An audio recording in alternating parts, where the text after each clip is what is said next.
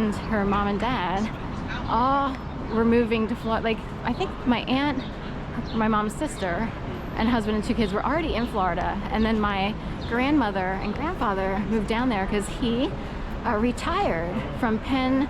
I think it's Penn Central Railroad is what it was called. He worked as a lineman for basically the railroad company. Today it would be AMTRAK. When he retired, it actually became AMTRAK. They changed the name, and 3 weeks after he and his wife, my grandmother, he passed away after they moved to Florida. And they weren't totally settled in the trailer in which they would live. So my grandmother would wind up enjoying the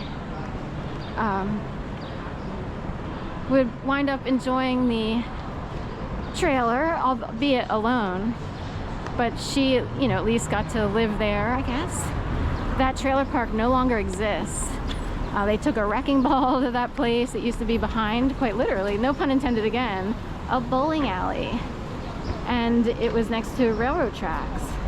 It was very Florida-like, pebbles, you know, and, you know, lizards would scamper along the patio and everything.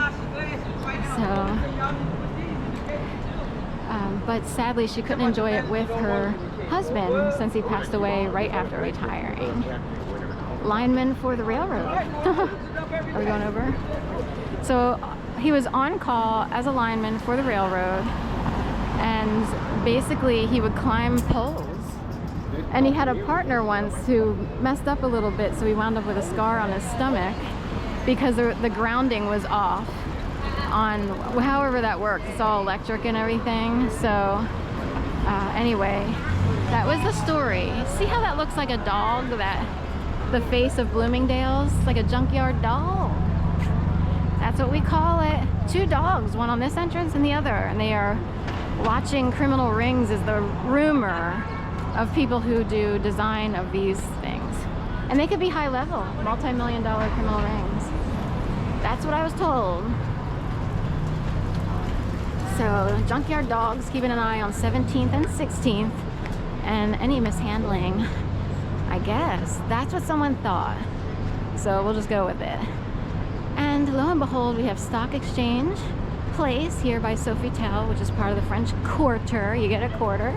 So it could be, you know, you could see a quarter as like a sector or an actual quarter monetary, 25 cents, what have you.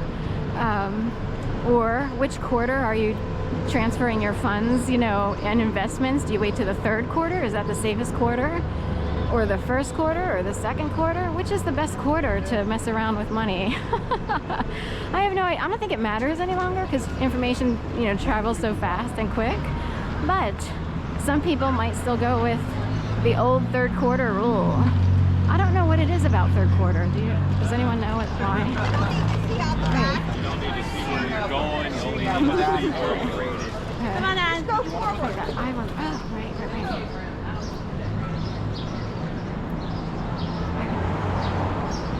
Anyway, so just jibber-jabbering along here today. So 2 people walked out of my building. One, it would be a healthy version of my sister. Not that she isn't, but it's just me. Like if she got to have all kinds of privilege, you know what I mean? And also it would be her son. If they had wealth and got to have more privilege in their lives, I wanted to word that the best way, that would represent them as if everybody was hunky-dory, happy, coming out of like a fancy. This looks fancy, I will say. There's a lot of illusion in the city of Philadelphia. There are people in these apartments, you'd be surprised what they do for a living. It's hard to explain. It is renting, and this is part of a major management company. They need to keep these buildings filled, so you'd be surprised. Not all rents published online are accurate. I'll just put it that way. Okay, happy Mother's Day and have a great day.